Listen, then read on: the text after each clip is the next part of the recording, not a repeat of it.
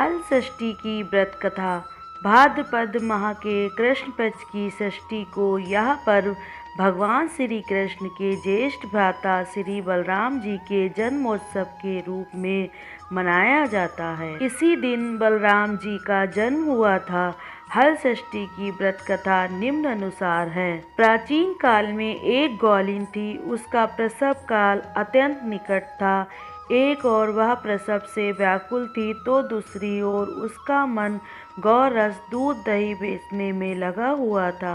उसने सोचा कि यदि प्रसव हो गया तो गौरस यूं ही पड़ा रह जाएगा। यह सोचकर उसने दूध दही के घड़े सिर पर रखे और बेचने के लिए चल दी, किंतु कुछ दूर पहुंचने पर उसे असहनीय प्रसव पीड़ा हुई।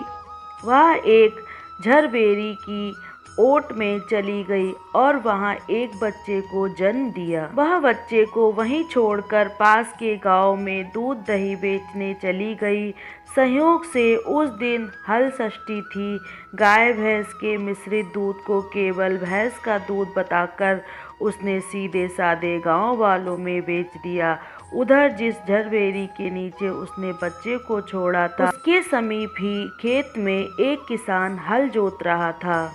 अचानक उसके बैल भड़क उठे और हल का फल शरीर में घुसने से वह बालक मर गया। इस घटना से किसान बहुत दुखी हुआ, फिर भी उसने हिम्मत और धैर्य से काम लिया। उसने झरबेरी के कांटों से ही बच्चे के चिरे हुए पेट में टाँके लगाए और उसे वहीं छोड़कर चला गया। कुछ देर बाद गौलिन दूध बेचकर वहां पहुंची। बच्चे की ऐसी दशा देखकर उसे समझने में देर नहीं लगी कि यह सब उसके पाप की सजा है।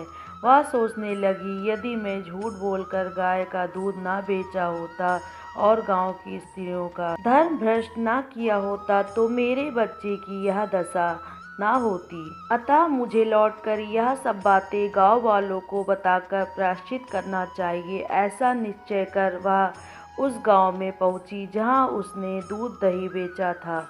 वह गली गली घूमकर अपनी करतूत और उसके फलस्वरूप मिले दंड का बखान करने लगी। तब स्त्रियों ने स्वधर्म रक्षार्थ और उस पर अहम खाकर उसे क्षमा कर दिया और उसे आशीर्वाद दिया। बहुत सी स्त्रियों द्वारा आशीर्वाद लेकर जब वह पुनः झरबेरी के नीचे पहुंची तो यह देखकर आश्चर्यचकित रह गई कि उसका पुत्र जीवित अवस्था में पड़ा है।